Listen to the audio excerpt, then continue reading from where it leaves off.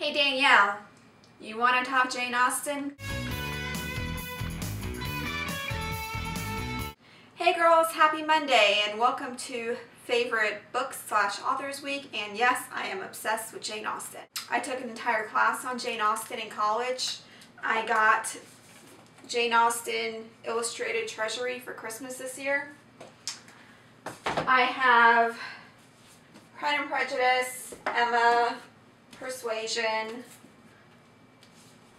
Sense and Sensibility, the collected works, so everything that I don't have in single book form I have in here, and it still has the tabs from when I had it for class and I was writing papers with it. For that class, our final project was to put together a book of all of our papers, and we made our book look like a magazine. I have a Jane Austen action figure. I didn't buy this. This was given to me by a friend at my bridal shower, which by the way I didn't mention last week, but I'm married. This doesn't have the book jacket on it, but Anne of Green Gables. I have Anne of the Island. This is the one where she finally realizes that she's in love with Gilbert Blythe. I'm also deeply obsessed with an author that you guys probably haven't ever heard of, and most people that I come across haven't heard of him. His name is Paul Auster. He is a very prolific writer. He lives in Brooklyn. He comes out with a book about like once a year, I would say, which makes me like him a little bit better than John Green, because I'm waiting for John Green's next book and he takes a long time to write them. Anyway, the first book that I read of Paul Auster's was the New York trilogy, which is actually 3 novellas. It's not easy to get into his books.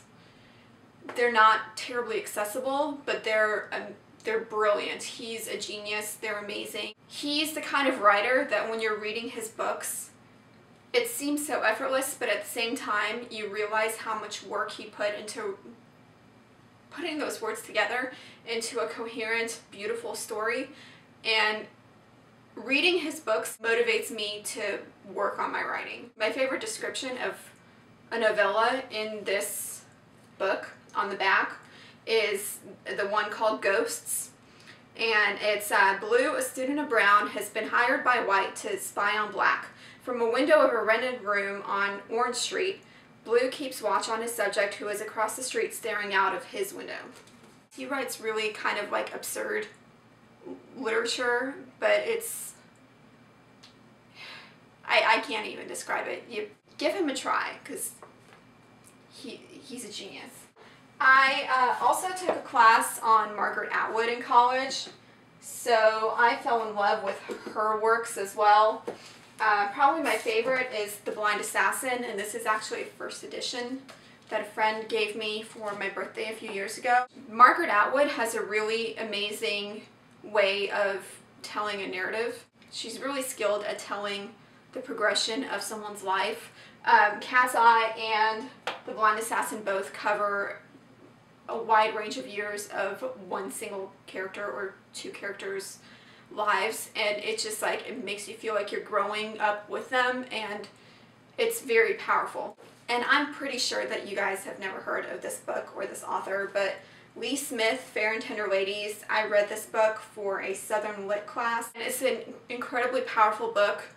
It's masterfully written, and I would read it 10 times over. I'll probably read it again this year sometime. It's dice time. If you had to take 3 books to a desert island, what would the 3 books that you would bring to the desert island with you be?